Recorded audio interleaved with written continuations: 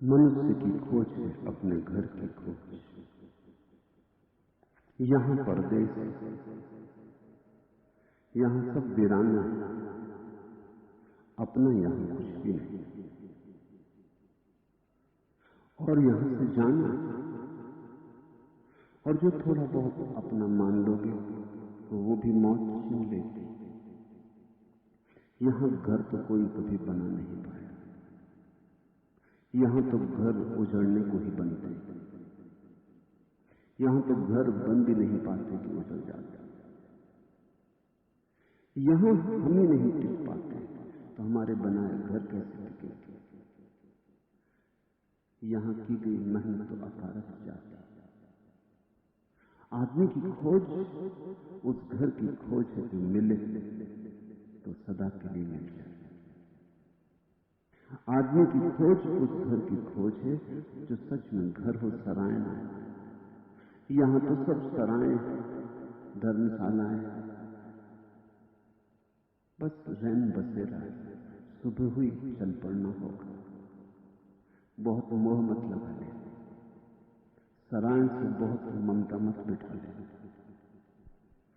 ये छूट ही जाना है, ये छूटा ही हुआ है। तुमसे पहले बहुत लोग यहां ठहरे और गए, तुम भी उसी कतार में हो।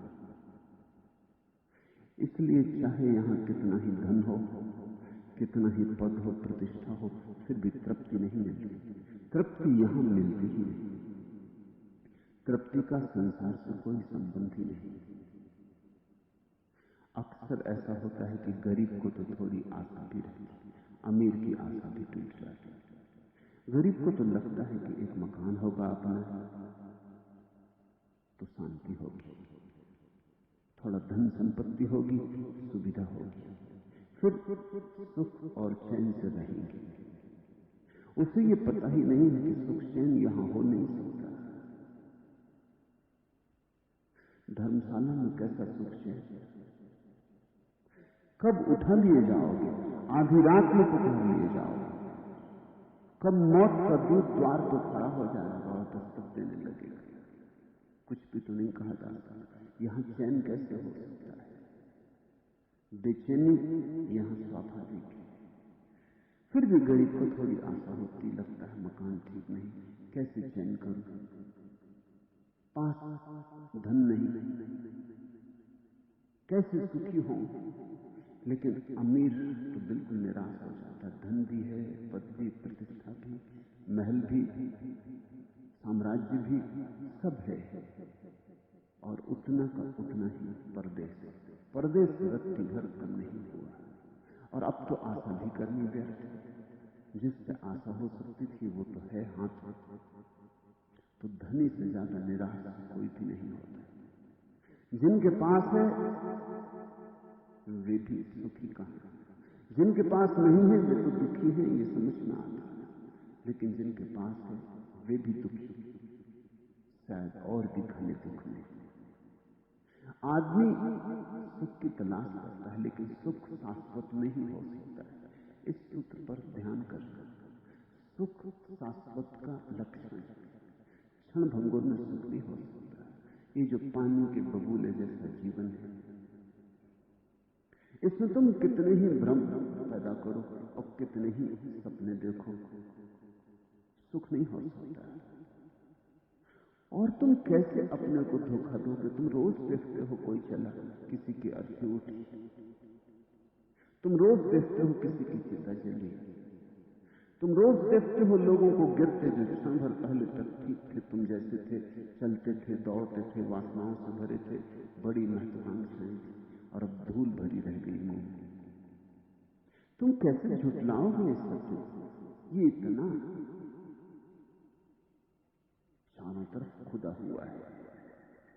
इस सत्य की सब तरफ प्रमाणिकता है। रोज कोई मरता है, फूल वृक्ष से गिरता है कि फल वृक्ष से गिरता है कि आदमी पृथ्वी पर गिर जाता है। यहां हम भी ज्यादा देर नहीं हो सकते। लाख अपने मन को समझाएं, लाख अपने मन को बुझाएं और कहें कि और मरते हैं, मैं थोड़ी मरता हूं। सदा कोई और मरता है, मैं थोड़ी मरता हूं, फिर मैं अपवाद, कौन जाने मैं कभी न मरूं। मगर कैसे तुम धोखा दोगे? इतने प्रमाणों के विपरीत तुम कैसे अपने को धोखा दोगे? सारे मरघट, सारे कब्रिस्तान प्रमाण है इस बात के कि ये जगह घर नहीं है। जैसे ही ये ख्याल बहुत स्पष्ट हो जाता है, कांटे की तरह चुभने लगता प्राणों में कि ये हमारा घर नहीं, तब एक खोज शुरू होती, असली घर की खोज। मीरा कहती, मैं तो गिर गिर के घर जाऊं। वो असली घर परमात्मा का ही घर हो सकता है। परमात्मा यानी जो सदा है, आदमी यानी जो कभी था और कभी नहीं हो जाए। परमात्मा यानी जो सदा था, सदा है, सदा होगा। सातत्य, सनातनता, शाश्वतता, अनंतता जिसका स्वभाव, वही विश्राम, उसकी गोद में ही विश्राम। फिर तुम उसे राम कहो, रहीम कहो, ये तुम्हारी मौज की बात। मीरा का नाम उसके लिए गिरधर, गोपाल, ये नाम का ही भेद है। नाम में बहुत कुछ उलझ जाना, मतलब की बात समझ लेना। आम का रस चूस लेना, गुठलियां गिनने मत बैठना। तुम किस तरह उसे पुकारते हो ये तुम्हारी मौज, मगर पुकारो। पृथ्वी से जरा आंखें ऊपर उठाओ आकाश की तरफ, प्यारे को खोजो। और ऐसा नहीं है कि प्यारा बहुत दूर है, और ऐसा नहीं कि तुम्हें बड़ी बड़ी पहाड़ियां चढ़नी तब तुम्हें प्यारा मिलेगा। मजा तो यह है कि प्यारा बहुत करीब है। संसार बहुत दूर है, इसलिए किसी को नहीं मिल पाता। चलते हैं लोग, चलते हैं लोग, लगता है मिला मिला, अब मिला तब मिला, मिलता कभी नहीं। संसार कभी किसी को मिला? बस ऐसा ही लगता है जैसे दूर जमीन को छूता हुआ आकाश, क्षितिज, ये रहा और थोड़े दौड़ ले, मिल जाएगा। लेकिन तुम जितना दौड़ते हो क्षितिज भी उतना ही दौड़ जाता। तुम्हारे और क्षितिज की दूरी बीच की सदा बराबर रहती, वही की वही, एक ही अनुपात रहता है, उसमें फर्क नहीं पड़ता। संसार कब किसको मिला है? संसार मिलता ही नहीं, और मजा ये कि संसार बड़ा पास मालूम होता है। और परमात्मा पास मालूम नहीं होता और मिल सकता है, क्योंकि पास है, इतना पास है, पास से भी पास, तुम्हारे अंतरतम में बैठा है। शायद इसीलिए दिखाई भी नहीं पड़ता। मछली को सागर कैसे दिखाई पड़े? उसी में पैदा होती है, उसी में लीन हो जाती है। आदमी को परमात्मा कैसे दिखाई पड़े? उसी में हम पैदा होते, उसी में जीते, उसी में श्वास लेते, उसी में एक दिन लीन हो जाते। हम उसकी ही तरंग हैं, हम उसकी ही वीणा पर उठे स्वर हैं, हम उसके ही फूल से उड़ी सुवास, हम उसके ही दिए की किरण। हमारा उससे तादाद में है, इसलिए भेद न होने के कारण देखना बहुत मुश्किल है। भेद चाहिए दृश्य और दृष्टा में, तभी देखना हो पाता है। कोई चीज तुम्हारे आंख के बहुत करीब ले आई जाए तो फिर तुम न देख सकोगे। और एक तो बात तुम जानते हो कि अपनी आंख को तुम कभी नहीं देख पाते। आंख जिससे तुम सब देखते हो अपने प्रति बिल्कुल ही अपरिचित है। अगर आंख को देखना हो तो दर्पण में देखना पड़ता है। दर्पण में आंख दूर हो जाती, प्रतिबिंब बनता है, प्रतिबिंब दूर हो जाता है। मगर आंख थोड़ी देखते हो दर्पण में, तुम आंख की छाया देखते हो। आंख को तो अपनी किसी ने कभी देखा ही नहीं, क्योंकि देखना आंख की क्षमता है, इतनी करीब है कि उसको अलग कैसे रखोगे? और अलग रख दोगे तो फिर देखोगे किसको? ऐसा ही परमात्मा है, तुम्हारे चैतन्य की क्षमता है। घर बहुत दूर नहीं, शायद तुम घर की तरफ पीठ किए खड़े हो। मीरा के इन वचनों को सुनना। ये वचन तुम्हारे हृदय के भी वचन किसी दिन बने तो तुम्हारा सौभाग्य होगा।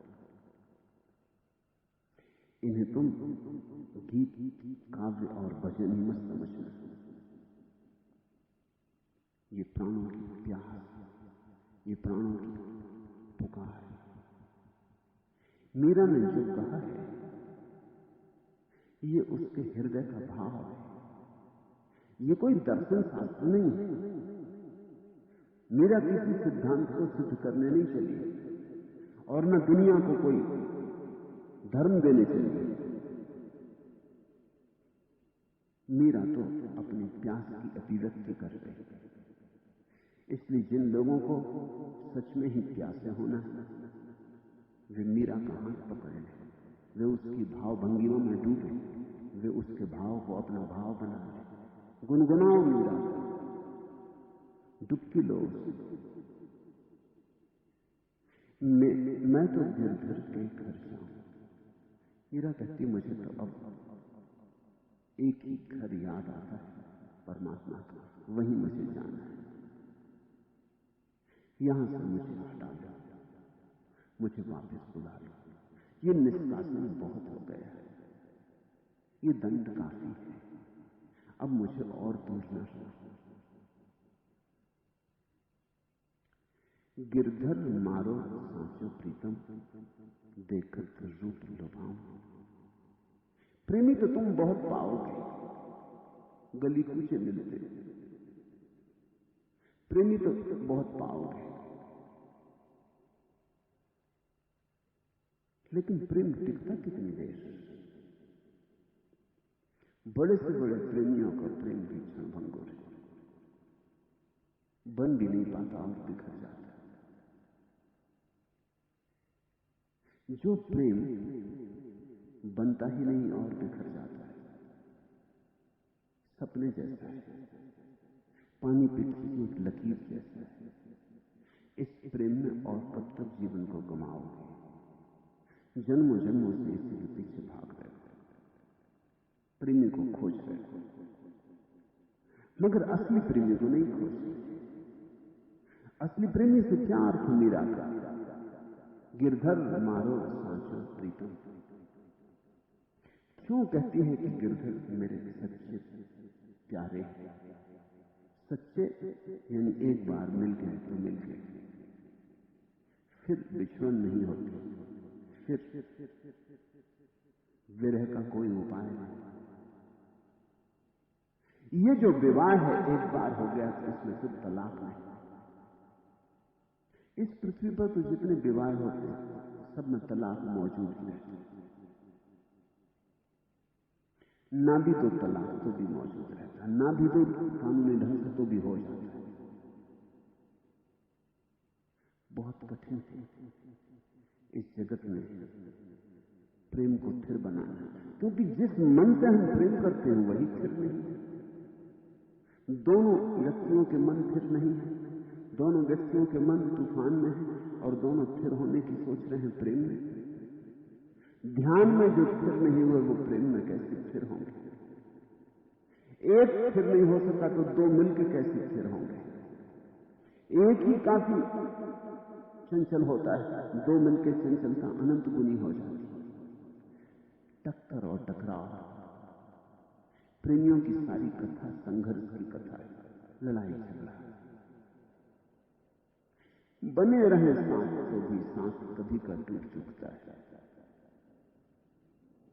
बने रहते हैं और किन्हीं कारणों से, आर्थिक सुविधा है, परिवार है, बच्चे हैं, प्रतिष्ठा है, नाम है। जाएं तो जाएं भी कहां? उस सांचे प्रीतम की तो कोई खबर भी नहीं मिलती, उसका तो कुछ पता भी नहीं। तो जो हाथ में हो उसी को पकड़ रहो। कहते हैं समझदार लोग कि हाथ की आधी रोटी भी ठीक थी, सपने की पूरी रोटी थी। तो वो पता नहीं सांचा प्रीतम माना कि पूरी रोटी है, तृप्त कर देगा, लेकिन कहां है? उसका तो कुछ पता नहीं, तो पकड़े रहो जो भी आधा बासा, जो भी टुकड़ा ले।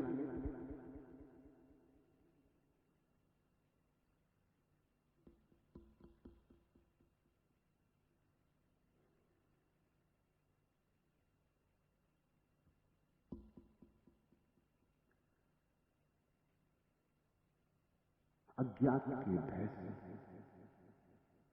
अपरिचित के भय से जो भी हाथ में है उसे पकड़े रहो, जकड़े रहो, छोड़ मत। इसलिए प्रेमियों में इतनी ईर्ष्या पैदा हो जाती। क्यों इतनी ईर्ष्या प्रेमियों में पैदा हो जाती? क्यों पत्नी पीछे पड़ी रहती है पति कि कहीं किसी और से तो कोई लगाव नहीं बन जा रहा?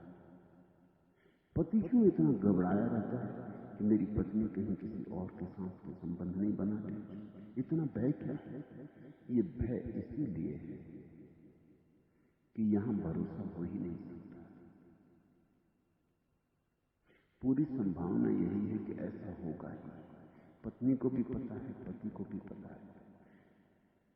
इस जगत में कोई चीज स्थिर तो होती नहीं, तो ये संबंध भी कैसे स्थिर होगा? इसकी हमें अंतश्चेतना है, यहाँ कुछ भी शाश्वत नहीं है, ये संबंध भी कैसे शाश्वत होगा? तो भयभीत हम पहले से ही सुरक्षा कर रहे हैं कि बांध लें ईर्ष्या के जाल। पति पत्नी एक दूसरे पर पहरा देते रहते, और जरा सा मौका उन्हें लगा कि दूसरा स्वतंत्र होने की कोशिश कर रहा है कि अपनी पूरी शक्ति लगा देते हैं उस स्वतंत्रता को नष्ट करने। यह कैसा प्रेम हुआ जो स्वतंत्रता की गर्दन दबा डालता, जो स्वतंत्रता को फांसी लगा देता? सच्चा प्रेम तो स्वतंत्रता लाता है। सच्चे प्रेम में तो ईर्ष्या की कोई झलक ही नहीं होती। सच्चे प्रेम में तो ईर्ष्या की छाया भी नहीं होती। सच्चे प्रेम में तो श्रद्धा अनंत होती। मगर सच्चा प्रेम सच्चे प्रीतम से ही हो सकता है, इन छायाओं से नहीं बन सकेगा। यहां कैसे भरोसा करो किसी पर? जिस पति पर तुमने भरोसा किया, जिस पत्नी पर तुमने भरोसा किया, उसकी सांस बंद हो जाएगा, जीवन खो जाएगा, क्या करोगे? और मन ऐसा चंचल है, आज तुमसे लगाव है, कल किसी और से हो जाए। मन इतना चंचल है, मन इतना क्षुद्र है, मन व्यर्थ में इतना उत्सुक है। कल कोई और धनी मिल जाए, कोई और सुंदर देह का व्यक्ति मिल जाए, कल कोई और रूपवान मिल जाए, तो बात खत्म हो गई। परमात्मा से और रूपवान तो पाया नहीं जा सकता, और परमात्मा से और धनी भी नहीं पाया जा सकता। परमात्मा से और ऊपर तो कोई है नहीं। इसलिए परमात्मा के साथ जो प्रेम बन जाता है, उसमें कोई प्रतिस्पर्धा, कोई ईर्ष्या नहीं जन्मती। और फिर परमात्मा के साथ ये भी भय नहीं है कि वो तुम्हें छोड़ दे। तुम्हें पकड़े ही हुए है, तुम चाहे उसे पकड़ो या ना पकड़ो, उसका हाथ तुम्हारे हाथ में है ही। तुम जब सोचते हो तुमने परमात्मा का ध्यान भी नहीं किया, विचार भी नहीं किया, तब भी वही तुम्हें संभाले हुए। अन्यथा कौन तुम्हारे भीतर श्वास लेगा? कौन तुम्हारे खून को दौड़ाएगा रगों में? कौन तुम्हारे हृदय में धड़केगा? तुम चाहे उसे इंकार करो, परमात्मा ने तुम्हें इंकार कभी नहीं किया है। इसलिए जिस दिन तुम भी स्वीकार कर लोगे, वह तो स्वीकार किए ही है। जिस दिन ये दोनों स्वीकृतियां मिल जाएंगी, उसी दिन महामिलन हो जाएगा। गिरधर मारो सांचो प्रीतम, देखत रूप लुभाऊं। और उसका रूप अनिर्वचनीय है। इस जगत में जो थोड़ा बहुत रूप दिखाई पड़ता है, उसी का प्रतिबिंब है। इस जगत में जो थोड़ा बहुत संगीत दिखाई पड़ता है, ये उसी के संगीत की प्रतिध्वनि है। किसी स्त्री के चेहरे पर कभी तुम्हें अगर रूप दिखाई पड़ा है, तो सावधानी बरतना, जरा गौर से देखना, वो रूप उसकी ही झलक है। किसी फूल में अगर सौंदर्य मालूम पड़ा है, जरा ध्यान से बैठ जाना फूल के पास, जरा गहरे में खोजना और तुम पाओगे वो सौंदर्य उसी का है। चांतारों में, पर्वत पहाड़ों में, सागरों नदियों में, चारों तरफ जो हजार हजार रूपों में प्रकट हो रहा है वो उसी का रूप है, वो अरूप का ही रूप है। ये सब चेहरे उसी के, ये सब रंग ढंग उसी के, ये सब अदाएं उसी की। एक बार सांसें प्रीतम से संबंध जुड़ने लगे और उसका रूप दिखाई पड़ने लगे तो फिर सभी रूप उसी में समाहित हो जाते। जैसे सभी नदियां सागर में गिर जाती, ऐसे सभी रूप उसी एक रूप में समा जाते। गिरधर मारो सांचो प्रीतम, देखत रूप लुभाऊं, मैं तो गिरधर के घर जाऊं। इस जगत की पीड़ा यही है कि प्रेम की हमारे भीतर आकांक्षा तो है और जगत में उसकी तृप्ति का कोई उपाय नहीं। इसलिए जितने प्रेमी इस जगत में कष्ट पाते हैं दूसरे लोग नहीं पाते। दूसरे तो कठोर है, दूसरों ने तो पत्थर कर लिया है दिल, वो प्रेम की झंझट में ही नहीं पड़ते।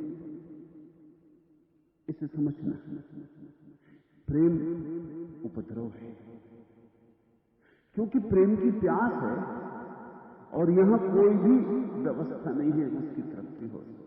परमात्मा ने वो आयोजन रखा है, प्रेम की प्यास दी है और प्रेम का कोई उपाय यहां तृप्त करने का दिया नहीं, ताकि तुम यहां भटक ना जाओ, ताकि तुम घर लौट ही आओ, ताकि तुम्हें घर लौटना ही पड़े। प्यास तुम्हारे रोए रोए में भरती है। इसलिए ऐसा आदमी खोजना कठिन है जो प्रेम पाके आनंदित न होता हो। ऐसा आदमी खोजना कठिन है जो जाने अनजाने प्रेम न पाना चाहता हो। छोटे से बच्चे से लेकर, दूह मुहे बच्चे से लेकर मृत्यु सैया पर पड़े बूढ़े आदमी तक सतत हम प्रेम के लिए टटोलते रहते, खोजते कहां से मिल जाए, कैसे मिल जाए, और यहां कभी मिलता नहीं। ये परमात्मा की बड़ी अनुकंपा है। प्रेम की प्यास दी है और प्रेम को तृप्त करने का कोई उपाय नहीं दिया।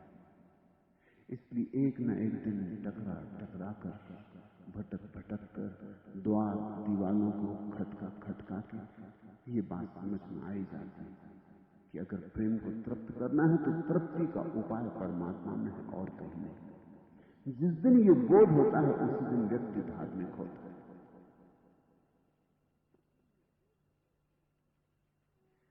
यहां तो प्रेम के नाम पर ईर्ष्या है, मोह है, मत्सर है। यहां तो प्रेम के नाम पर एक दूसरे की हत्या है। यहां तो प्रेम के नाम पर गुलामी चलती है। जैसे हवा में अपने को खोल दिया है इन फूलों ने, आकाश और किरणों और झोंकों को सौंप दिया है अपना रूप, और उन्होंने जैसे अपने में भरकर भी उन्हें छुआ नहीं है। ऐसा नहीं हो सकता क्या तुमसे मेरे प्रति? नहीं हो सकता शायद, और इसी का रोना है, या ऐसा भी किसी दिन होना है। तुम्हारे वातावरण में डाल दी है कितनी बार मैंने अपनी आत्मा, तुमने उसे या तो अपने अंक में ही नहीं लिया या फिर इतना अधिक भींच लिया है जितना तुम्हें न पा सकने पर मैंने जीवन को छाती तक खींच लिया है। क्यों नहीं रह सकते हम परस्पर फूल और आकाश की तरह? यह नहीं हो सकता शायद, और इसी का रोना है, या ऐसा भी किसी दिन होना है। देखा तुमने फूल और आकाश को? आकाश फूल पर कोई बंधन नहीं डाल रहा, फूल आकाश से कुछ अपेक्षाएं नहीं रखता। आकाश फूल को अवसर देता है खिल जाने का। फूल अपना सब लुटा देता, अपनी सारी निधि जब खिल जाता तो सारी सुवास आकाश को लुटा देता। लेन देन तो खूब होता है, लेकिन शर्तबंदी बिल्कुल नहीं। न तो फूल कहता कि आकाश तुम मेरे हुए, न आकाश कहता कि फूल तुम मेरे हुए।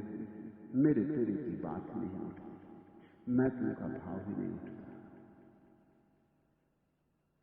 इस पंक्तियों के लेखक ने आदमी के मन की गहरी बात कही है। जैसे हवा में अपने को खोल दिया है इन फूलों ने, आकाश और किरणों और झोंकों को सौंप दिया है अपना रूप, और उन्होंने जैसे अपने में भरकर भी उन्हें छुआ नहीं। ऐसा नहीं हो सकता क्या तुमसे मेरे प्रति? नहीं हो सकता शायद, और इसी का रोना है, या ऐसा भी किसी दिन होना है। प्रेमियों का रोना क्या है, व्यथा क्या है, पीड़ा क्या है, विडंबना क्या है? एक ही विडंबना है कि जिससे हम प्रेम करते हैं वही जंजीरें बन जाती। जिससे हम प्रेम करते कर भी नहीं पाते कि वही कारागृह बन जाता। जिसे हम देने चले थे, हम देने का निवेदन भी नहीं करते कि वो मालकियत की घोषणा कर देते। जिसे हमने पहले दिन अपने सहज आनंद से दिया था, वो दूसरे दिन अपेक्षा करता है, कानूनी अपेक्षा, मिलना ही चाहिए। आकाश को आज फूल ने अपना रूप दिया है, कल सुबह आकाश आके फूल के द्वार पर कहेगा नहीं अब क्या हुआ तुम्हारा रूप, अब मुझे दो, कल दिया था आज भी दो और सदा देना। ये गठबंधन हो गया, नहीं दोगे तो उपद्रव है। न तो फूल ही कल आके आकाश से कहता कि कल मुझे खिलाया था, कल मुझे जगह दी थी, मुझे सम्मान से स्वीकारा था, सिंहासन दिया था, आज मैं मिट्टी में गिर रहा हूं, अब मुझे संभालो, आज मेरी पखलियां बिखरी जाती, आज मैं मृत्यु की गोद में जा रहा हूं, मुझे बचाओ। अगर नहीं बचाते तो कैसा तुम्हारा प्रेम? नहीं कोई शर्त, नहीं कोई आग्रह, न तो आकाश फूल को छूता, न फूल आकाश को छूता, और लेन देन पूरा हो जाता। फूल अपना सब निवेदन कर देता आकाश को, आकाश अपनी सारी स्वतंत्रता दे देता फूल को। दोनों एक दूसरे की मुक्ति में सहयोगी। यही तो प्रेमी का रोना है, क्योंकि प्रेम की आकांक्षा मूलतः बहुत गहरे में स्वतंत्रता की आकांक्षा है। प्रेम बीज है मोक्ष का।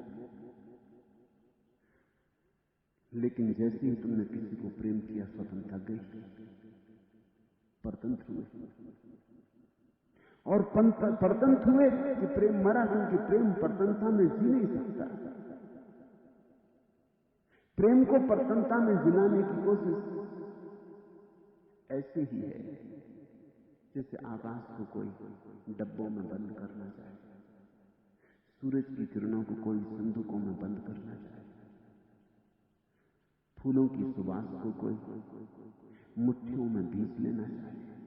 ये नहीं हो सकता, ये अस्वाभाविक है, मगर यही प्रेमी करते। और प्रेम के नाम पर फिर जंजीरें रह जाती, बोझिल जंजीरें, मुंह में एक तिक्त और कड़वा स्वाद रह जाता है। मगर इस जगत में यही हो सकता है। तुम जो मांग कर रहे हो कि न फूल आकाश को छुए, न आकाश फूल को छुए, ये तो सिर्फ परमात्मा के ही प्रेम में हो सकता है। इसलिए उसको मीरा ने साचा प्रीतम कहा। उसके प्रेम में कोई बंधन नहीं है, उसके प्रेम में परिपूर्ण स्वतंत्रता है, उसके प्रेम में तुम पर कोई सीमा नहीं लगती, तुम्हें कोई मर्यादा नहीं बांधनी होती। उसका प्रेम तुम्हें स्वीकार करता है, तुम जैसे हो वैसा ही। उसका प्रेम ये भी नहीं कहता कि तुम ऐसे होगे तो मैं प्रेम करूंगा, तुम ऐसे नहीं होगे तो मेरा प्रेम अवरुद्ध हो जाएगा। इस जगत में तो सभी प्रेम सशर्त है। तुम जब भी किसी को प्रेम करते हो, तुम कहते हो ऐसा करो तो ही मेरा प्रेम मिलेगा, ऐसा नहीं किया तो मैं अपने प्रेम को रोक लूंगा।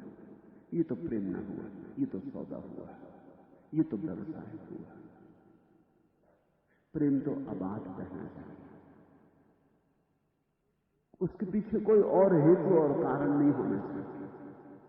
मेरी मानोगे तो प्रेम दूंगा, और मेरी नहीं मानोगे तो प्रेम छीन लूंगा, तो ये प्रेम नहीं था, ये तो केवल रुष्पत,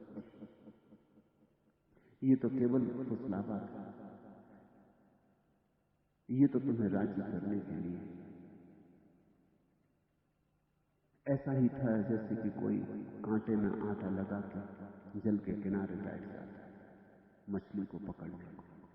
कोई मछली को आटा खिलाने के लिए नहीं बैठ रहा, आटे में कांटा छिपाया हुआ है। ऐसे ही तुम्हारे प्रेम में कांटा छिपा हुआ है। इसलिए मेरा कहती ये सच्चा प्रेम नहीं, ये सच्चा प्रेम नहीं। इसमें भीतर तो कांटा है, जहर से भरा हुआ। गिरधर मारो सांचो प्रीतम। परमात्मा आकाश जैसा विराट है। विराट से दोस्ती करोगे तो तुम भी विराट हो जाओगे, क्षुद्र से दोस्ती करोगे तो क्षुद्र हो जाओगे। दोस्ती सोच समझ के कर। और अक्सर हम बड़े ना समझ, हम बड़े क्षुद्र से दोस्ती कर लेते हैं। किसी ने धन से दोस्ती कर ली, बस वो नोट ही गिनता रहता है, वो नोट को ही देखता रहता है, उसे सारे जगत का सौंदर्य नोट में समाया हुआ मालूम पड़ता है। किसी ने पद से दोस्ती कर ली, वो दिन रात एक ही चिंता में रहता है कैसे और कुर्सी बड़ी हो जाए, थोड़ी और ऊंची हो जाए, थोड़ी और ऊंची हो जाए। सारी जिंदगी दांव पे लगा के बस कुर्सी बड़ी कर लेता है और तब कुर्सी सहित गिर जाता कब्र। ये दोस्तियां तुमने बड़ी क्षुद्र से कर ली। दोस्ती ही करनी तो कुछ विराट से करो, शर्म से करो, परम से करो। वही अर्थ है। गिरधर मारो सांचो प्रीतम, देखत रूप लुभाऊं। रैन पड़े तभी उठ जाऊं, भोर भय उठाऊं।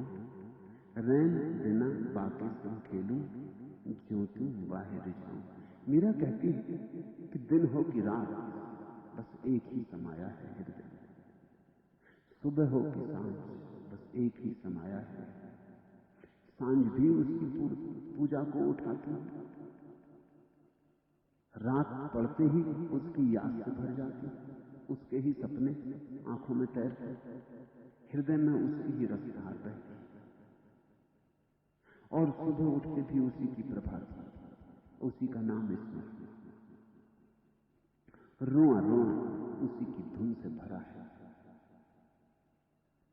रैन पड़े तभी उठ जाऊं, भोर भय उठाऊं। रैन बिना बाकी संग खेलूं। सुबह हो कि सांझ, दिन हो कि रात, एक खेल चल रहा है उस प्यारे के संग। जिन्होंने इस रस को कभी नहीं जाना वो समझेंगे पागलपन। किसकी बातें हो रही? ये मीरा किसके रस की बातें कर रही? जिसने नहीं जाना है इस प्रेम को, उसके लिए ये बातें बिल्कुल ही बेबूझ मालूम पड़ेंगी। बेबूझ ही नहीं, विक्षिप्त मालूम पड़ेंगी। लेकिन जिसने जाना है उसके लिए सारा जगत फीका हो जाता है।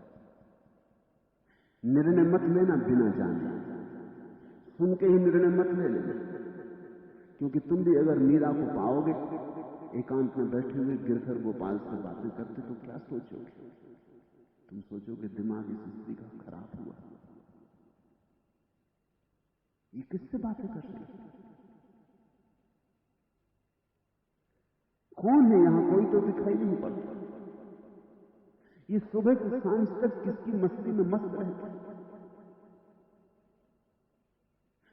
अदृश्य की मस्ती भी होती और अदृश्य भी संबंध बनते। ये सच है कि अदृश्य जो संबंध बनते हैं वो दूसरों के सामने प्रमाणित नहीं किए जा सकते, मगर प्रमाणित करने की जरूरत किसे? मीरा मस्त, मीरा आनंदित और तुम दुखी हो। मुझसे पूछते हो तो मैं तुम्हें एक कसौटी देता हूं, आनंद को तुम सत्य की कसौटी मानना और कोई कसौटी मत मानना। जो आदमी दुखी हो समझना कि असत्य में जी रहा है, और जो आदमी आनंद में मस्त हो, मगन हो, समझना कि सत्य में जी रहा है। आनंद कसौटी। जैसे शराब के घर जाते हो ना, तो सोने को कसने की पत्थर होता है, अपने पत्थर पोट के सोने को घिस लेता है। जैसे ही सोना स्वर्ण रेखा खिंच जाती है उसकी कसौटी पर, समझ जाता है कि असली है या नकली, या कितना असली कितना नकली। आनंद कसौटी। तुम अपने हर अनुभव को आनंद पर कस लेना। तुम बैठे अपनी पत्नी से बात कर रहे हो, कोई तुम्हें पागल नहीं कहेगा। क्योंकि पत्नी दिखाई पड़ती, चित्र लिया जा सकता है, 4 गवाह जुड़ाए जा सकते हैं। पत्नी तुमसे बात कर रही, मगर सवाल यह है कि क्या तुम इस बात करते वक्त आनंदित हो? अगर आनंदित नहीं हो तो सारी दुनिया गवाह दे कि पत्नी असली है, तुम असली हो, और तुम्हारे बीच जो वार्ता हो रही वो असली है। क्या सार? अगर नर्क ही पैदा हो रहा है असली से, तो क्या सार? मीरा को पागल मत कहना, क्योंकि मीरा को अगर पागल कहा तो तुम उस दिशा में जाने से अपने को रोक लोगे, भयभीत हो जाओगे।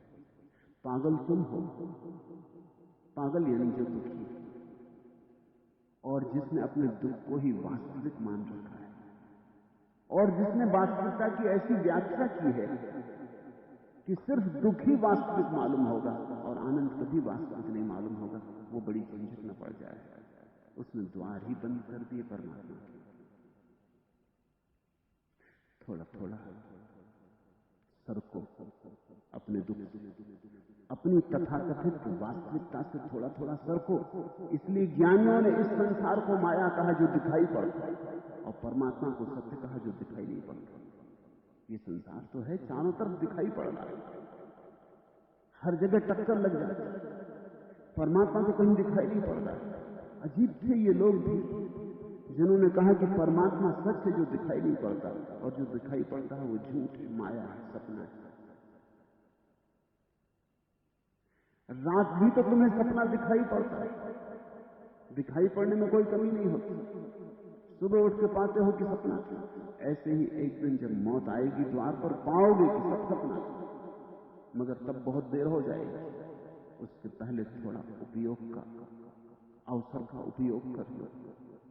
आनंद को कसौटी समझो, अपने जीवन की हर अनुभूति को आनंद पर कसो। जिससे आनंद उपलब्ध हो रहा है, इससे मस्ती सघन हो रही है, इससे मगन भाव आ रहा है। अगर आ रहा है तो छोड़ो फिक्र विज्ञान क्या कहता है, तुम ठीक राह पर। जैसे कोई बगीचे के करीब आता है तो धीरे धीरे हवाएं ठंडी होने लगती, बगीचा दिखाई भी ना पड़ता हो तो भी तुम अनुभव करते हो कि तुम ठीक दिशा में जा रहे हो, हवाएं ठंडी होने लगी। फिर और करीब आते हो, अभी भी बगीचा दिखाई नहीं पड़ता, हो सकता है पहाड़ी की ओट में छुपा हुआ, लेकिन अब फूलों की गंध भी आने लगती। तब तुम जानते हो कि निश्चित हम ठीक दिशा में, यद्यपि अभी कुछ भी दिखाई नहीं पड़ता। और करीब आते हो तो पक्षियों के गीत सुनाई पड़ने लगते, यद्यपि अभी कुछ भी दिखाई नहीं पड़ता। और करीब आते हो तो देखते हो कि 2 आदमी पास से गुजर गए उस दिशा से आते हुए, और उनके वस्त्रों में फूलों की सुवास, वे बगीचे से ही आते होंगे। और प्रमाण मिल रहा है, जैसे जैसे तुम्हारे जीवन में आनंद बढ़े, शांति बढ़े, मस्ती बढ़े, समाधि बढ़े, समझना कि परमात्मा की तरफ जा रहे, उसकी संगत करना, उसके पास बैठना। भगत देख राजी हुई, जगत देख रोई। उसके साथ बिगड़ना, वो ले जाए जहां वहां जाना। रैन बिना वाक्य से खेलूं, ज्योतियों वाहे रिझाऊं। और मीरा कहती उसे रिझाती हूं जैसे बनता, जिस तरह भी बन जाता। कभी रूठ जाती हूँ, कभी रिझाती हूँ, कभी नाराज हो जाती हूँ, कभी प्रेम की बातें करती हूँ, कभी फुसलाती हूँ, कभी गीत गाती हूँ। ज्यों त्यों वाही रिझाऊं। इसलिए मैंने कहा कि भक्त का भाव बदलता रहता मौसम की तरह।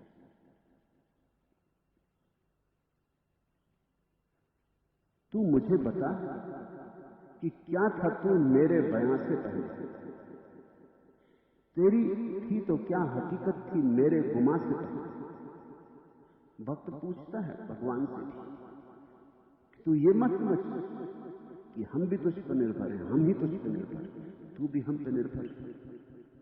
तू मुझे बता कि क्या था तू मेरे बयां से पहले। मैंने जब तक तेरे संबंध में बात न की थी तो तू था ही क्या, ये बता। तेरी थी तो क्या हकीकत थी मेरे गुमा से पहले, और जब तक मैंने अपनी अनुभूति को स्वर न दिए थे तेरे होने न होने में क्या था। ये बात सच, जैसा मीरा ने गाया है गोपाल को, वैसा किसी ने गाया नहीं। मीरा के गाने के बाद गोपाल में जितना सत्य है उतना इसके पहले कभी भी नहीं था। अगर मीरा ना होती तो गोपाल कुछ कमजोर होते, तो गोपाल कुछ दरिद्र होते, मीरा ने कुछ समृद्धि जोड़ी। ऐसा ही नहीं कि भक्त ही भगवान को कुछ देता है, भगवान देता है, भक्त देता है। ये लेन देन दोनों तरफ से चलता है, ये आंख दोनों तरफ लगती है। ये कोई प्रेम ऐसा नहीं कि एक तरफा है कि भक्त ही रोता रहता है, नहीं, भगवान भी रोता है। ऐसा होना ही चाहिए, नहीं तो प्रेम का कोई अर्थ ही न रह सकता। तू मुझे बता कि क्या था तू मेरे बयां से पहले, तेरी थी तो क्या हकीकत थी मेरे गुमा से पहले। मिला राजे ला मका भी तो मका की ही आग ही से, न सऊरे लाम का था कहीं भी मका से पहले। इसे मैंने ही बसाया, इसे मैंने ही सजाया, ये चमन चमन नहीं था तेरा बागवां से पहले। न पता था बिजलियों को कोई अपनी मंजिलों का, यूं ही बस भटक रही थी मेरी आसियां से पहले। तेरे जो है लंतरानी को अया किया था मैंने, तेरा जलवा कब था जलवा मेरे इंतहा से पहले। हुआ है दर्द दिल से पैदा ये तसब्बरे मसर्रत, ये निसाते जहां कहां थी गमे जावदां से पहले।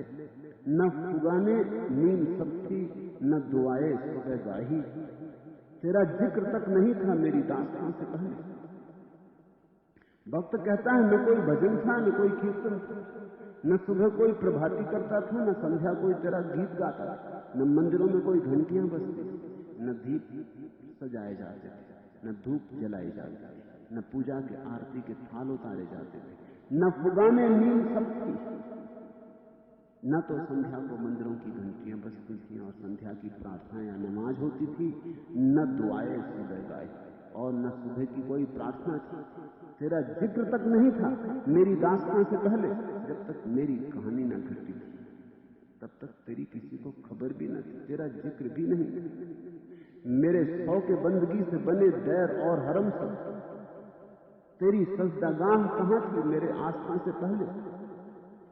भक्त कभी कभी जूझता और वो कहता है कि मैंने ही बनाए हैं ये मंदिर और मस्जिद, ये गुरुद्वारे, ये गिरजे, मेरे सौ के बंदगी से बने दैर और हरम सब।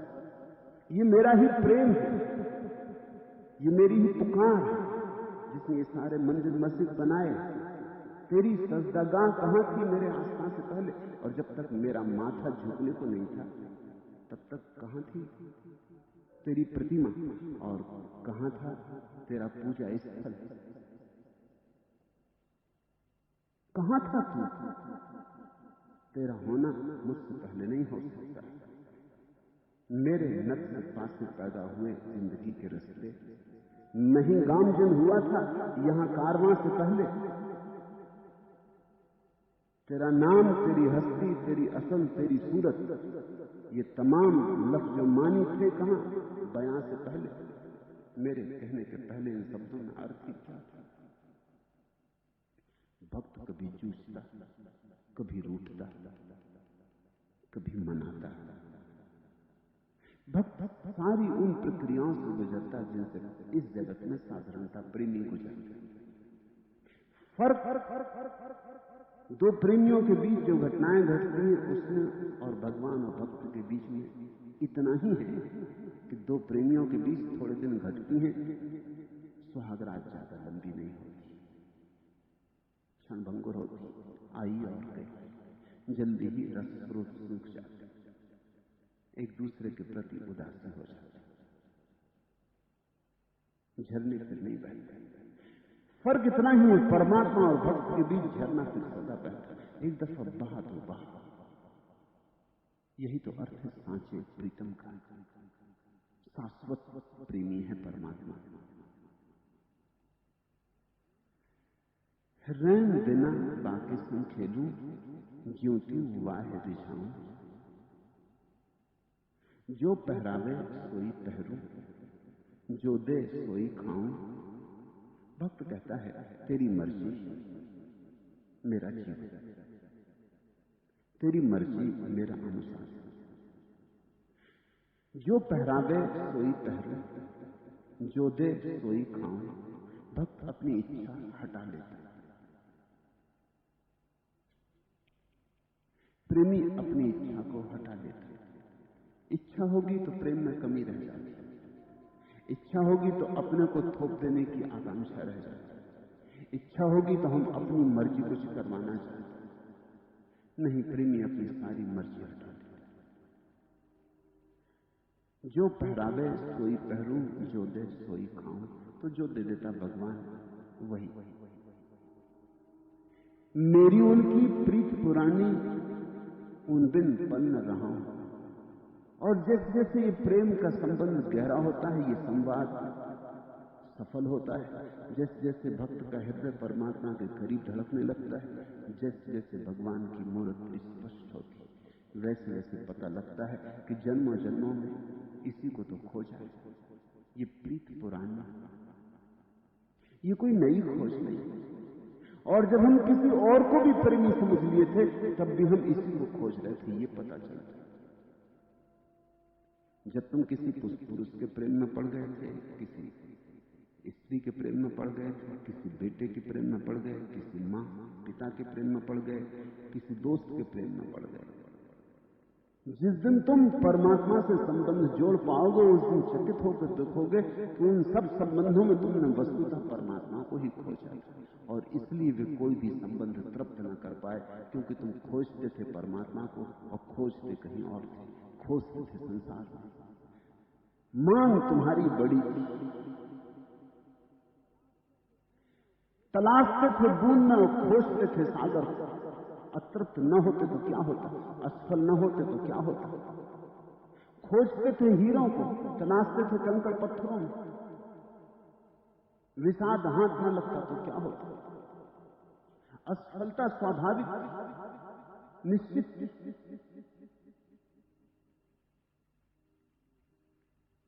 मेरी उनकी प्रीत पुरानी, उन बिन पल न रहा हूं। और यह मैं तुमसे कहना चाहता हूं, ये मेरा का ही अनुभव नहीं है, ये जिन्होंने जाना सभी का अनुभव कि हमारा प्रेम एक ही है, वो परमात्मा। हम उसी की तलाश कर रहे हैं, कभी गलत दिशा में तो भी तलाश उसी की, कभी ठीक दिशा में तो भी तलाश उसी की। हम कुछ और खोजते ही नहीं, हम कुछ और खोज ही नहीं सकते। यहां तक भी मैं तुमसे कहना चाहूंगा कि जिन बातों में तुम कभी नहीं सोचते कि परमात्मा हो सकता, उनमें भी हम उसी को खोजते। एक आदमी पद को खोज रहा है, जब तुम जागोगे कभी, तब तुम पाओगे कि पद में भी परम पद की ही खोज छिपी थी। पद में भी आकांक्षा यही थी कि वहां पहुंच जाऊं जहां से कोई गिरा ना सके, वहां पहुंच जाऊं जहां गिरने का भय न रहे। वही आकांक्षा। जब तुम धन को खोजते हो, तब भी परमात्मा को खोजते हो, क्योंकि परमात्मा परम धन है। हालांकि धन में मिलेगा नहीं, लेकिन धन में उसी की तुम्हारी आकांक्षा।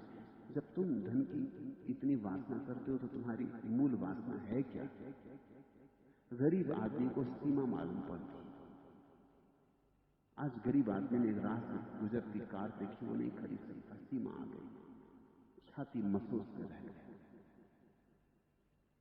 पैसा होते तो खरीद लेता, पैसा होते तो थोड़ी स्वतंत्रता होती, सीमा थोड़ी इतने करीब ना होती। धनी को क्या सुविधा है? धनी को यही सुविधा है कि उसकी जो मौज हो खरीद ले, जो चाहिए वो पाले। उसके पास जरा बड़ी रस्सी, वो जरा लंबा घेरा ले सकता। गरीब की फांसी बिल्कुल लगी है, उसके पास रस्सी है ही नहीं, बस वो वहीं कोल्लू के बैल की तरह छोटे से घेरे में घूमता रहता है। किसी को 100 रुपए का घेरा है तो 100 रुपए वाली रस्सी उसी के पास घूमता रहता है। किसी को 1000 रुपए की सुविधा है, किसी को लाख रुपए की सुविधा है, किसी को करोड़ की सुविधा है, तो घेरा बड़ा हो गया। धन की तलाश स्वतंत्रता की तलाश, धन की तलाश शक्ति की तलाश, और परमात्मा परम शक्ति है, परम स्वतंत्रता है। धन से मिलती नहीं है परम शक्ति, लेकिन तलाश तो वही है। कोई स्त्री सुंदर रहना चाहती, सदा जवान रहना चाहती, स्त्रियां अपनी उम्र कम बताती, ठहरी जाती एक उम्र पर, उसके आगे हटती नहीं। क्यों? क्या बात है? परम सौंदर्य की इच्छा है, शाश्वत सौंदर्य की इच्छा है, और कुछ भी नहीं। इस शरीर में ये घटने वाला नहीं। तुम चाहे बढ़ो या ना बढ़ो, उम्र तो बढ़ी रही। तुम चाहे कहो या ना कहो, शरीर कहने लगेगा। तुम कितनी छिपाने की कोशिश करो, कुछ छिपेगा नहीं, ये प्रकट होने ही वाला है। चेहरे की झुर्रियां कह देंगी, हाथ पैर में आती कमजोरी कह देगी, ये तो हो ही जाने वाला है। कब तक छिपाओगे, कैसे छिपाओगे?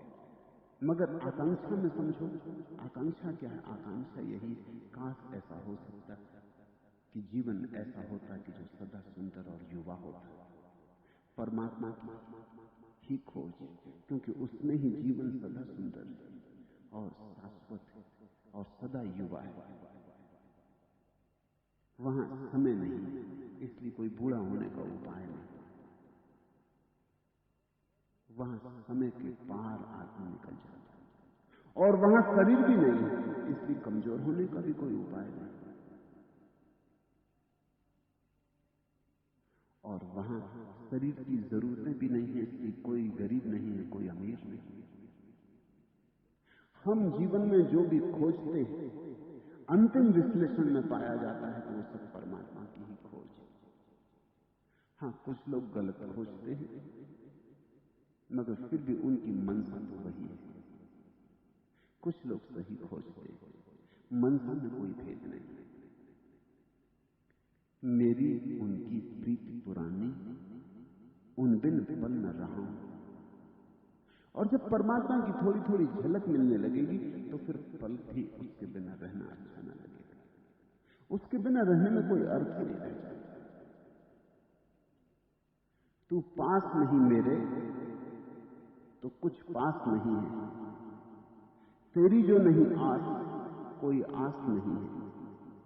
लब पर है हंसी तेरे तो सब कुछ है मुझे रास, रंजीदा अगर तू है तो कुछ रास नहीं।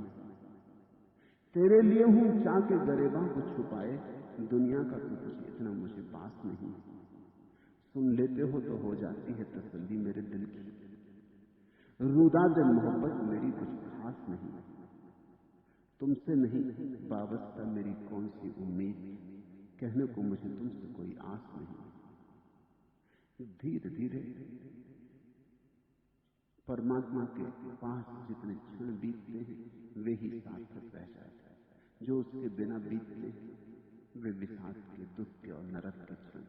जो उसके पास बीतते हैं वे ही स्वर्गीय क्षण। तू पास नहीं मेरे तो कुछ पास नहीं, तेरी जो नहीं आस कोई आस नहीं।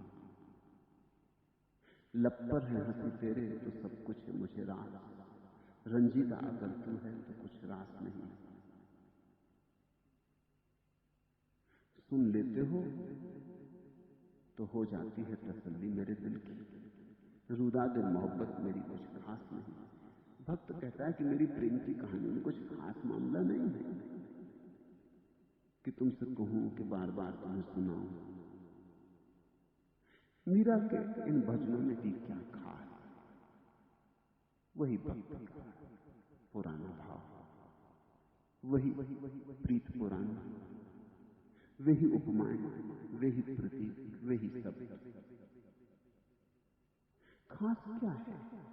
रुदा दे मोहब्बत मेरी कुछ खास नहीं है। प्रेम की हो भी क्या सकती कहानी, 2.5 अक्षर में पूरी हो जाती कहानी, कुछ खास हो भी क्या सकती। लेकिन सुन लेते हो तो हो जाती है तसल्ली मेरे दिल की।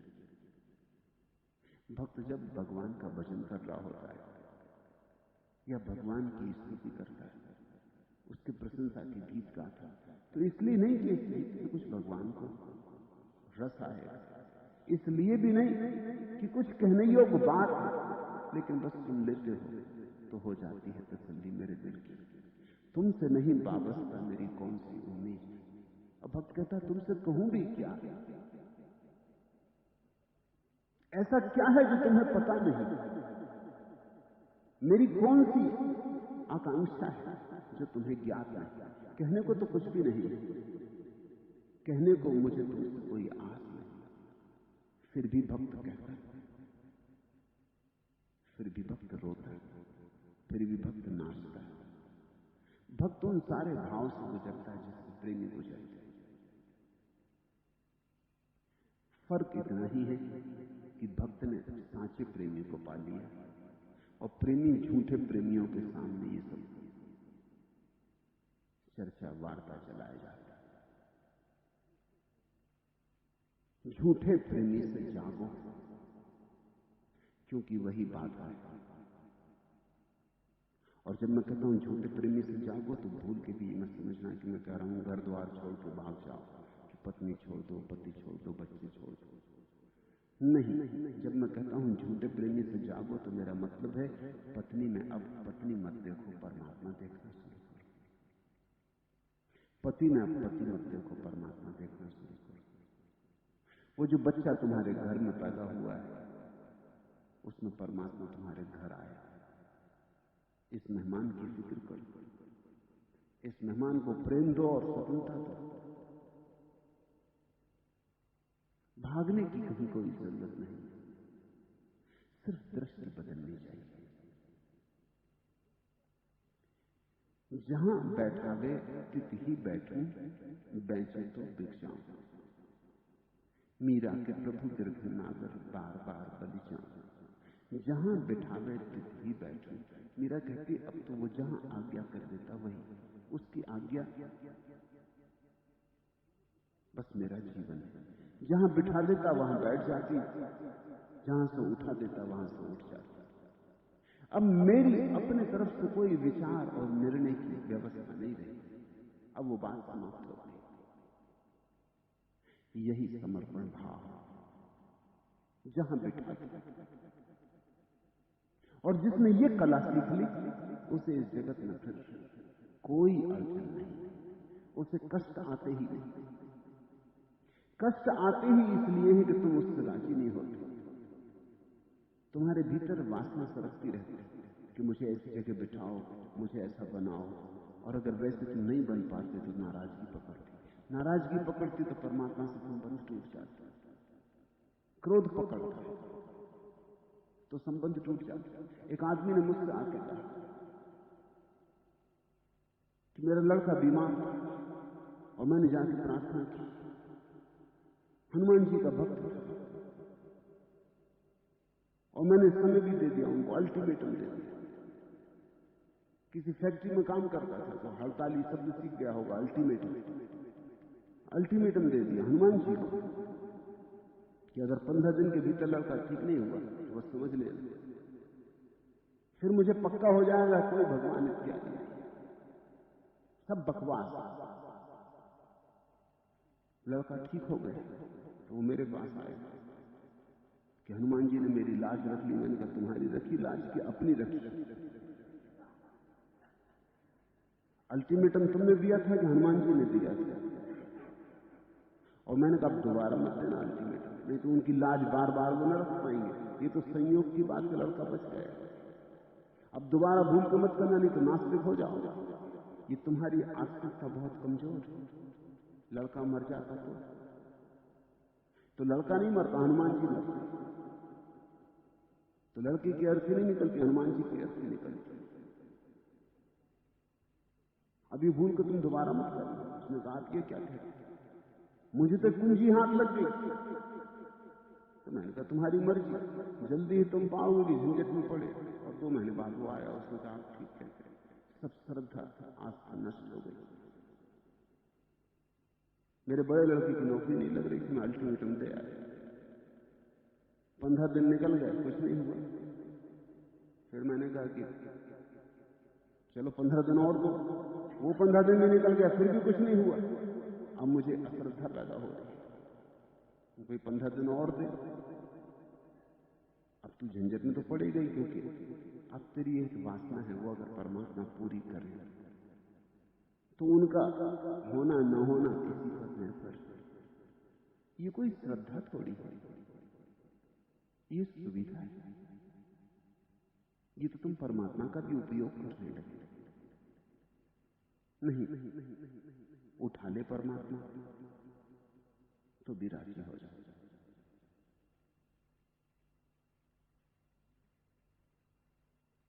जैसा रखे वैसे से राजी हो।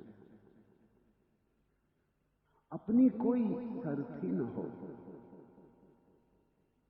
डॉक्टर शुक्ल यहां बैठे, उनकी पत्नी चल बसी, उसका नाम मीरा था। उसे मैंने नाम मीरा दिया। अब वो दुखी बेचैन है, स्वभाव था। उनने बहुत लगाव से अपनी पत्नी को रखा था, उनका बड़ा मोह था। अब पत्नी चली गई थी तो वे बिल्कुल दीवाने। अब वे कहते मैं अकेला कैसे रहूं, कोई बच्चा भी नहीं है, घर सुना है, और वर्षों से दोनों साथ थे। अब बड़ी बेचैनी है, बड़ी तड़फन, स्वीकार नहीं कर पा रहे कि परमात्मा की मर्जी थी तो इसमें भी कुछ लाभ ही होगा, कुछ कल्याण ही होगा। कौन जाने परमात्मा ने इसलिए मीरा को उठा लिया कि डॉक्टर अब चौंको, कब तक मीरा से उलझे रहोगे, अब गोपाल की सुध लो। नहीं तो वो बिल्कुल छाया बन गए। उन्हें लग रहा था कि सब ठीक हो गया है, इससे अन्यथा और क्या चाहिए। शायद इसीलिए मीरा को हटा लिया गया, ताकि ये जो प्रेम क्षणभंगुर में लग गया था, ये शाश्वत की तरफ उठे। भक्त ऐसा ही सोचेगा। भक्त सदा मार्ग खोज लेगा कि प्रभु ने चाहा है तो कुछ अर्थ होगा। अगर प्रेमी को छीन लिया है तो इसलिए छीना है कि अब एक नए प्रेम की शुरुआत हो, एक नए प्रेम का जन्म हो। देह तो गई, देह से प्रेम किया था, वो टूट गया। अब अदेही से प्रेम करो, अब ऐसे से प्रेम करो जो कभी नहीं मरेगा। मरने वालों से तो बहुत प्रेम किया जन्मों जन्मों में, हर बार तकलीफ हुई, हर बार वही बेचैनी। ये कोई डॉक्टर को पहली दफा थोड़ी हो गई, कितनी कितनी बार नहीं हुई होगी। चौंको, जागो, सजग हो जाओ। अब एक नए प्रेम की शुरुआत करो, एक नया प्रेम जो शाश्वत, जिसकी कोई मृत्यु नहीं होती। मेरी उनकी प्रीत पुरानी, उन दिन पल न रहा हूं, जहां बैठावे तित ही बैठूं, बेचे तो बिक जाऊं। और ये भाव होना चाहिए कि बेच दे तो बिकने को राजी, ना नुच जरा भी नहीं, नहीं उठेगी ही नहीं, बेच दे तो बिकने को राजी। हालांकि लोग कहते हैं ऐसे, यहां मेरे पास आ जाते हैं, कहते हैं हमें आप जो कहेंगे वही करेंगे, आप जो आज्ञा देंगे वही करेंगे। तो मैं उनको कहता हूं कि ठीक है, घर वापस जाओ, ध्यान करो, पत्नी बच्चे की फिक्र करो। वो मुझसे कहते हैं अब हम कहीं जाने वाले नहीं। मैं उनसे कह रहा हूं घर जाओ, वो मुझसे कहते हैं अब हम कहीं नहीं, अब तो आप जो कहेंगे वही हम करेंगे। अब तो हमने आपके चरण पकड़ लिए, अब हम आपको छोड़ने वाले नहीं। मैं उनसे कह रहा हूं कि बाबा अपने घर जाओ, तुम्हारे बच्चे हैं, पत्नी है। वो कहते हैं अब नहीं, अब तो समर्पण कर दी। उनकी समझ में ही ये बात नहीं आती कि वो कह रहे हैं कि जो मैं कहूंगा वह करेंगे, और मैं कह रहा हूं घर जाओ। नहीं, वो भी बातचीत ही कर रहे हैं कि जो आप कहेंगे वही करेंगे। कभी कभी किन्हीं मित्रों को यहां मैं आश्रम में ले लेता हूं। जब वो आश्रम में सम्मिलित होते हैं तब वो कहते हैं बस मैंने सब आप पे छोड़ दिया, आप जो कहेंगे, जैसा आप कहेंगे, आप हमारा प्राण ले तो हम तैयार हैं। प्राण तो मैं लेता नहीं, क्योंकि कोई अदालत में फंसवाना है, मगर महीने 2 महीने भूल जाते हैं प्राण की बात। फिर तुमको जो काम दो वो ही नहीं चाहिए कि ये हमसे नहीं होता, हमें ये काम चाहिए, वो काम दो 2-4-8 दिन में, ये भी हमसे नहीं होता, इसमें हमें रस ही नहीं।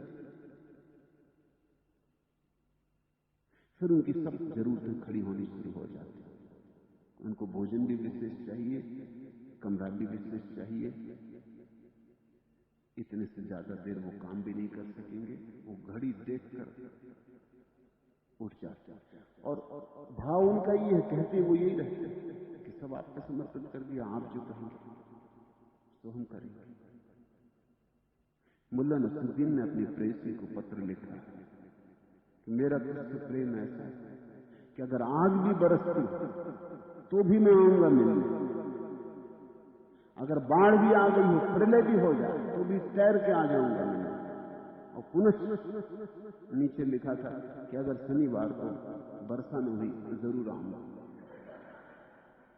आग बरसे तो भी आ रहे थे, प्रलय आ जाए तो भी आ रहे थे, शनिवार को अगर वर्षा न हुई तो मिलने आएंगे। वो जो पुनः, वही असली।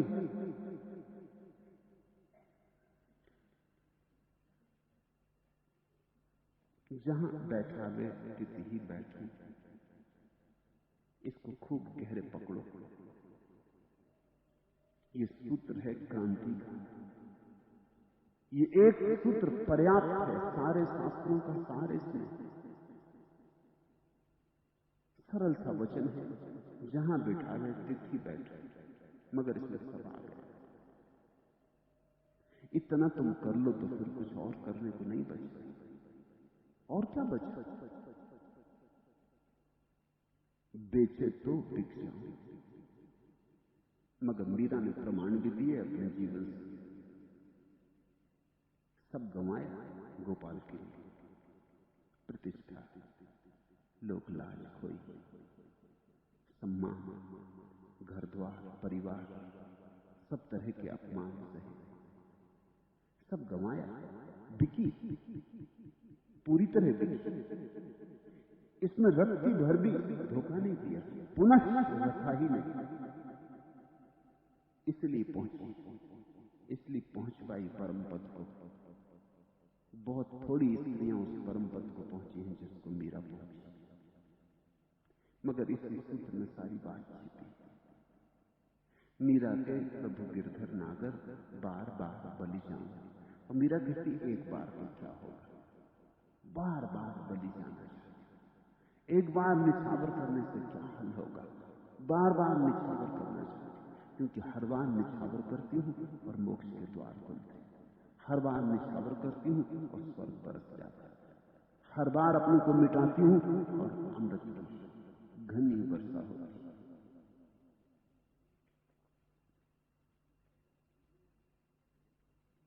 राजी हो रजा पर तेरी, हुए मजबूर थे हम मुख्तार बने। ये हार हमारी हार है वो जो जीत को भी शर्माती। राजी हो रजा पर तेरी, हुए मजबूर थे हम मुख्तार बने। ये बड़ा उल्टा वचन, ये बड़ा विरोधाभासी वचन। लेकिन धर्म का सारसूत्र हमेशा विरोधाभासी वचनों में होता है। ये वचन कहता है राजी हो रजा पर तेरी, हुए मजबूर थे हम मुख्तार बने। तेरी बात मानने को राजी क्या हो गए, उसके पहले तो हम बहुत मजबूर थे, असहाय थे। जब से तेरी बात मानने को राजी हुए, सब असहाय अवस्था चली गई, मुख्तार बने, तब से हम अपने मालिक हो गए। जब से तेरे गुलाम हुए तब से अपने मालिक हो गए। जब तक अपनी मालकियत का वहम था तब तक गुलाम थे। जब तक अपने को चलाने की कोशिश की कहीं पहुंचे नहीं, सिर्फ लंगड़ाए। जब तक अपनी बात कहनी चाहिए तब तक तुतलाए, हकलाए, और जब से सब तेरे ऊपर छोड़ दिया तब से अपूर्व गीतों का जन्म हुआ, मालकियत पैदा हुई। राजी हो रजा पर तेरी, हुए मजबूर थे हम, मुख्तार बने। ये हार हमारी हार है, वो जीत को भी शर्माती है। एक ऐसी हार भी है प्रेम की जो जीत से बड़ी, विजय से बड़ी। प्रेम में जो हारा सो जीता। प्रेम में जिसने जीतने की कोशिश की वो प्रेम का शास्त्र ही नहीं समझा, वो तो प्रेम के दरवाजे में प्रवेश ही नहीं पा सकेगा। प्रेम में हार ही विजय का सूत्र है। ये हार हमारी हार है, वो जो जीत को भी शर्माती है। ये नूरे जोहदो तायत है जो बिजली बनकर गिरता है। इसियां की काली बदली तो रहमत की घटा बन जाती। अगर तुमने सोचा कि मैंने तप किया, तपश्चर्या की, व्रत, उपवास, नियम इत्यादि इत्यादि, तो ये तुम्हारा अहंकार ही बन जाएगा, और ये अहंकार तुम पर बिजली की तरह गिरेगा और तुम्हें नष्ट कर देगा। ये नूरे जोहदो तायत है जो बिजली बनकर गिरता है। ये तुम्हारा अहंकार तुम्हें जला देगा, खाक कर देगा। ये तुम्हारा तप, ये तुम्हारा व्रत, ये तुम्हारी साधना और सिद्धियां काम नहीं आएंगी। इसियां की काली बदली तो रहमत की घटा बन जाती। भक्त तो कहता मैं पापी हूं, कहां पुण्य, कैसा तप, कैसा व्रत, मेरी सामर्थ्य क्या है। जहां बिठावे तिथि बैठूं, बेचे तो बिक जाऊं, मैं तो तेरा गुलाम, तेरी छाया, तेरा दास। अगर ये भाव हो तो इसियां की काली बदली तो रहमत की घटा बन जाती, तो पाप की काली बदली भी करुणा को बरसाने लगती, रहमत की घटा बन जाती। अहंकार मत निर्मित करना। और अहंकार कैसे निर्मित होता है? मैं अपनी चला के रहूंगा, अपनी करके रहूंगा। जब तक तुम्हें ऐसा ख्याल है कि तुम्हें कुछ करके दिखाना, दुनिया में कुछ होके दिखाना, ऐसा होना चाहिए, तब तक तुम अहंकारी हो। भक्त के जगत में अहंकार को कोई जगह नहीं, संकल्प को कोई जगह नहीं है। सिर्फ समर्पण ही चाहिए, मात्र समर्पण। जो चाहे दुनिया कहने दो, तुम अपना काम किए जाओ। मयार जमाने की हिम्मत इंसान की आप बनाती है, बख्शी है मुसलसल एक तरफ, तो इतना ऐसा और करो हम पे भी नजर वो हो जाए जो दोनों जहां गरमाती। बस इतनी प्रार्थना काफी कि हम पे भी एक नजर कर ले, हम राजी। और अभी ना करोगे तो कल भी हम प्रतीक्षा करते होंगे, और कल नहीं तो परसों भी। हमारा धैर्य तो है। निवेदन कर दिया है कि एक नजर हम पर भी करो, वो नजर जिससे दोनों दुनियाओं को प्राण मिलता है, जिससे यह लोग और परलोक दोनों का जीवन समझा हुआ। एक नजर हम पर हो जाए।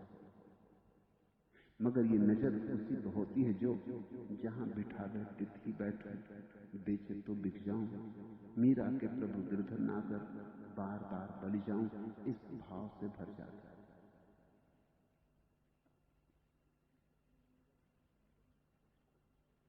मीरा मगन भई हरि के गुण गाए, और हरि के गुण तुम तभी गा सकते हो जब ये भाव दशा तुम्हारी निर्मित हो गई, जब ये समर्पण आ गया हो। नहीं तो तुकबंदी होगी। मीरा तभी गा सकता। फिर मीरा ने नहीं गाया, मीरा तो बांस की पोंगरी हो गई, बांसुरी हो गई। गाया कृष्ण ने, वही है गायक। जहां बिठावे तिथि बैठे, बेचे तो बिक जाऊं, यही तो बांस की पोंगरी हो गए थे। अब जो मर्जी गाए तो गाए, न गाए तो ना गाए। मीरा मगन भई हरि के गुण गाए, और तब एक मगनता आती, एक तल्लीनता आती, तब एक समाधि उतरती। पिए बगैर ही रहता हूं मस्त, मेरे लिए ये जाम बादाओ पैमाना और सबू क्या है। भक्त कहता है कि न तो मुझे सुराही चाहिए शराब की, न शराब को पीने के पात्र चाहिए, मुझे कुछ नहीं चाहिए, शराब भी नहीं चाहिए, पिए बगैर ही रहता हूं मस्त मेरे लिए। ये जामो वादाओ पैमाना और सबू क्या है, मेरी निगाह में रक्षा है, मौजे हुस्न अजल जमाल जौहरा जबीना की आबरू क्या है। मुझे अप्सराएं नहीं चाहिए, सुंदरियां नहीं चाहिए, क्योंकि मेरी आंखों में तो, मेरी निगाह में रक्षा है मौजे हुस्न अजल। वो जो अनंत का सौंदर्य है मेरी आंखों में नाच रहा है, गोपाल नाच रहा है। अब मुझे कोई अप्सरा, कोई सुंदरी नहीं चाहिए, मेरी निगाह में रक्षा है मौजे हुस्न अजल जमाल जौहरा जबीना की आबरू क्या है। मेरे ख्याल से तकलीफ है बहारों की, मैं जानता हूं ये अफ्तु रंगो बू क्या है, और अब फूलों में क्या खुशबू, और अब बहारों में क्या रखा है। अब तो बहारों का बनाने वाला मेरे भीतर बसा है। मेरे ख्याल से तकलीफ है बहारों की, मैं जानता हूं ये अफ्तु रंगोबू क्या है। मेरे सकूत के पर्दों से राग उठते, तिलस्म हुस्न बयां सहर गुफ्तगू क्या है। मेरे सकूत के पर्दों से राग उठते, जब तुम्हारा अहंकार गया तो सकूत, तो शांति आई। सब उपद्रव अहंकार का है, ये सब तू तो मैं जो तुम्हारे भीतर मची है अहंकार की, ये जो युद्ध तुम्हारे भीतर चल रहा है सतत अहंकार का है। मेरे सकूत के पर्दों से राग उठते हैं, तिलिस्म हुस्न बयां सहर गुफ्तगू क्या है। वो जो सुबह हवा दौड़ती है वृक्षों से, सुगंधों से भरी हुई, और वृक्षों में सरसराती है और गीत गाती है, वो कुछ भी नहीं है जिस दिन तुम शून्य हो गए और तुम्हारे भीतर से परमात्मा के स्वर दौड़ने लगे। मेरे ही सौ के तमाशा का एक करिश्मा है, हजू में जलवाए अनवार चारसू क्या है। बिनाए जीसू असले निसात है मुझसे, मेरा ही खेल है तूफान आरजू क्या है। मेरे ही कदमों से मिलता है मंजिलों का पता, ये देख जो के सफर सौ के जुस्तजू क्या है। मेरा मकान फना है सकून पर्दावे गैब, बस एक जहूर खुदी शोर से नमू क्या है। भक्त का लक्ष्य क्या है, भक्त का लक्ष्य परम शून्य हो जाना, फना हो जाना। मेरा मकान फना है सकून पर्दाए गैब, मिट जाना। वही असली जादू, वही तिलिस्मों का तिलिस्म, वही रहस्यों का रहस्य, जहां तुम मिटे वहां परमात्मा हुआ। जब भक्त मिट जाता है तो जो गीत उठते हैं उनकी मस्ती बड़ी अनूठी। मीरा मगन भई हरि के गुण गाए, सांप पिटारा राणा भेजियो, मीरा हाथ दियो चाहे। मस्ती ऐसी थी जैसे शराबी की, शराबी की क्या मस्ती उस मुकाबले। सांप में भी सांप दिखाई नहीं पड़ा, सांप भेज दिया है राणा ने। परिवार दुखी हो रहा है, मीरा की मस्ती कष्ट का कारण बन गई। धर्मगुरु पंडित पुरोहित जा जा के राणा को शिकायत कर रहे हैं कि अब कुछ करना पड़ेगा, ये तुम्हारी इज्जत आबरू का सवाल है। ये पंडित पुरोहित कबीर के भी खिलाफ थे, ये पंडित पुरोहित रैदास के भी खिलाफ थे, ये पंडित पुरोहित जीसस के भी खिलाफ थे, बुद्ध के भी खिलाफ थे, लेकिन मीरा के ये बहुत ही ज्यादा खिलाफ थे। उसका कारण है कि कबीर जुलाहे थे, नाराजगी इस बात से थी कि वो शूद्र।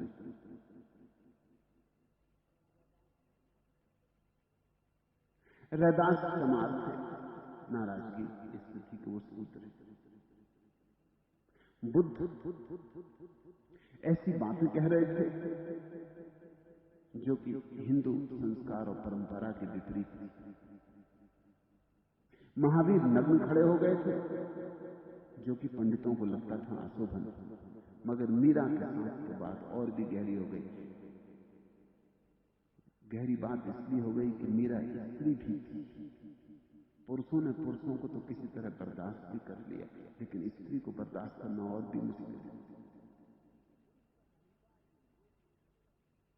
पुरुष का अहंकार ये मान ही नहीं सकता कि स्त्री और परमात्मा को पाले, पुरुषों के रहते और स्त्री परमात्मा को पाले। जैनों ने अपने शास्त्रों में निषेध ही कर दिया है कि कोई स्त्री पर्याय से मोक्ष नहीं जा सकती। और मजा यह है कि यही स्त्रियां जैन मुनियों के वचन सुनती रहती, यही उनको पालती। उन सबको निकाल भगाओ, उनसे कहो कि शास्त्र बदलो, ये स्त्रियों का अपमान है। मगर मजा यह है कि मंदिरों में तुम्हें पुरुष से आदि कभी दिखाई पड़ते हैं। औसत अनुपात 4 स्त्रियां और 1 पुरुष ऐसा रहता है।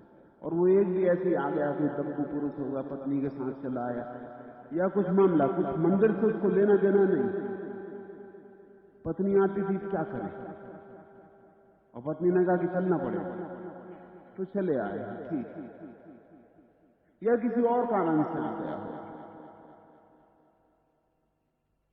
और ये शास्त्र दोहराते रहते हैं कि स्त्री का मोक्ष नहीं। देखते हैं जैन साधु पुरुष हो तो चाहे वो नया दीक्षित हो तो भी पुरानी दीक्षित स्त्री साध्वी को उसे झुक के नमस्कार करना पड़ता। क्यों? वो स्त्री, वो चाहे 20 साल पुरानी दीक्षित तो भी नए दीक्षित पुरुष के सामने भी उसको झुकना पड़ता। और मजा ऐसा है कि स्त्री साध्वियों में थोड़ी साधुता शायद मिल भी जाए, पुरुष साधुओं में कुछ नहीं दिखाई पड़ता, क्योंकि स्त्री में एक सौम्यता है, एक सरलता है, बेईमानी की कमी है, पाखंड की कमी है। स्त्री जब साध्वी होती है तो वो पूरी तरह से हो जाती है। पुरुष तो और भी हिसाब से होता है, न मालूम कौन कौन से हिसाब उसके, बड़ा गणित बिठाता है और पहुंच जाने के बाद भी उसका गणित जारी रहता है, उसकी राजनीति जारी रहती है। संघ का मुखिया कैसे हो जाए, फला कैसे हो जाए, ढिका कैसा हो जाए, आचार्य पद पर कैसे बैठ जाए, ये सब राजनीति चलती रहती है। मगर जैन शास्त्र कहते हैं स्त्री का मोक्ष नहीं, स्त्री पर्याय। ये स्त्री देह का बड़ा अपमान है। और ये ऐसे लोग कहें जो अध्यात्मवादी हैं, वो भी देह को इतना मूल्य दें, ये बात समझ में नहीं आती। आत्मा न तो स्त्री होती न पुरुष होती। लेकिन ये सदा से उपद्रव रहा। सारे धर्मों ने स्त्रियों का अपमान किया है। तो तुम सोच सकते हो कि मीरा को कैसी अड़चन का सामना नहीं करना पड़ा होगा। और सबसे बड़ी कठिनाई तो ये है कि पुरुष तो मीरा के खिलाफ रहे होंगे, स्त्रियां बहुत खिलाफ रही होंगी। स्त्रियों में एक जन्मजात वैमनस्य दूसरी स्त्रियों के प्रति। अभी कल ही जो प्रश्न था ना कि किसी देवी ने लिखा है वो महाशोध का ग्रंथ मीरा के खिलाफ, किसी देवता को नहीं सोची, देवी को टकराओ। स्त्रियां तो बड़ी ईर्ष्यालु है एक दूसरे के प्रति।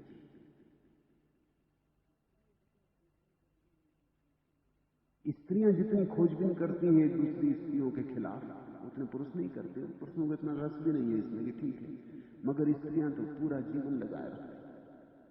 कौन गलत हो रहा, कहां क्या गलती हो रही, कौन की स्त्री क्या गलती कर रही, सारा रस ही इसमें है उनके जीवन का।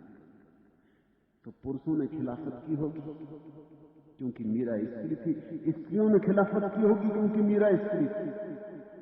मीरा को बहुत कष्ट दिए होंगे, मीरा टिक ना सकी, राजस्थान छोड़ना पड़ा, मथुरा वृंदावन गई, फिर वहां से भी भागना पड़ा।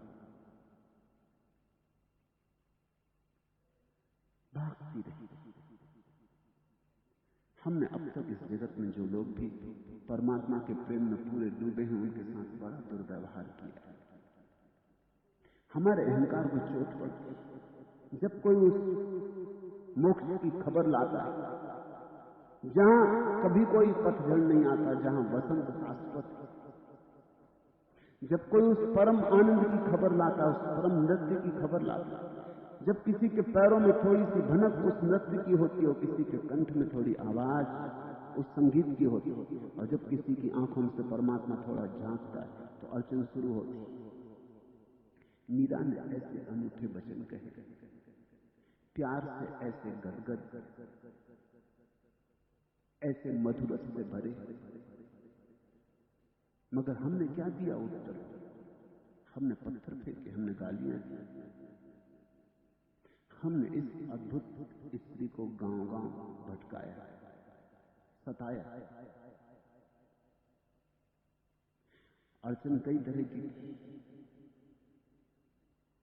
सबसे बड़ी अड़चन तो ये थी कि वो स्त्री थी, और स्त्री ने ऐसी उद्घोषणा इसके पहले इस देश में कभी भी नहीं की थी।